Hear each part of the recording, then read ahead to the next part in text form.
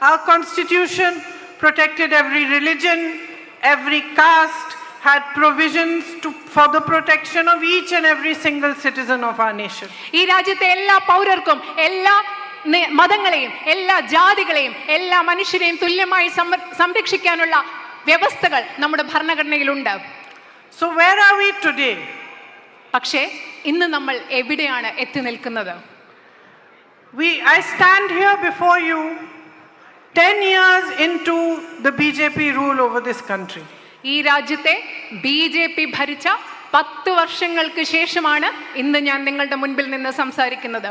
Prime Minister Narendra Modi has been our Prime Minister for 10 whole years.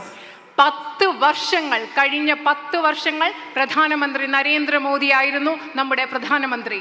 In these 10 years, almost every institution that was created to protect our democracy, that was created to uphold your rights, has been weakened or almost destroyed. ഈ കഴിഞ്ഞ 10 വർഷങ്ങളിൽ രാജ്യത്തെ ജനാധിപത്യം സംരക്ഷിക്കാൻ വേണ്ടി സ്ഥാപിച്ച എല്ലാ സ്ഥാപനങ്ങളും, ഈ രാജ്യത്തെ ജനങ്ങളുടെ അവകാശങ്ങൾ സംരക്ഷിക്കാൻ വേണ്ടി സ്ഥാപിക്കപ്പെട്ട എല്ലാ സ്ഥാപനങ്ങളും ഒരുപക്ഷെ ദുർബലമാക്കപ്പെട്ടിരിക്കുന്നു, അല്ലെങ്കിൽ പൂർണ്ണമായി തന്നെ നശിപ്പിക്കപ്പെട്ടിരിക്കുന്നു. Our media is almost completely controlled by extremely rich friends of the Prime Minister, who also control a large sector of the industry of our nation. പ്രധാനമന്ത്രിയുടെ അതിസമ്പന്നരായ സുഹൃത്തുക്കളാണ് ഈ രാജ്യത്തെ മാധ്യമങ്ങളെ നിയന്ത്രിക്കുന്നത്. അവർ തന്നെയാണ് ഈ രാജ്യത്തെ ഒരുമാതിരി എല്ലാ വ്യവസായങ്ങളും അവരുടെ കയ്യിലാണ്. Our judiciary is bullied. നമ്മുടെ ജുഡീഷ്യറിയെ അവർ ഭീഷണിപ്പെടുത്തുകയാണ്.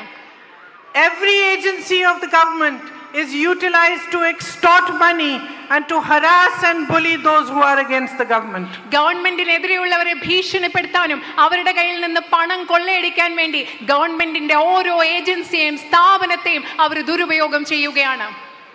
The Prime Minister and his colleagues speak about changing the Constitution of India. പ്രധാനമന്ത്രിയും അദ്ദേഹത്തിന്റെ സഹപ്രവർത്തകരും ഇന്ത്യൻ ഭരണഘടനയെ മാറ്റുന്നതിനെ കുറിച്ചാണ് സംസാരിച്ചു കൊണ്ടിരിക്കുന്നത്. That constitution which exists to protect your freedoms.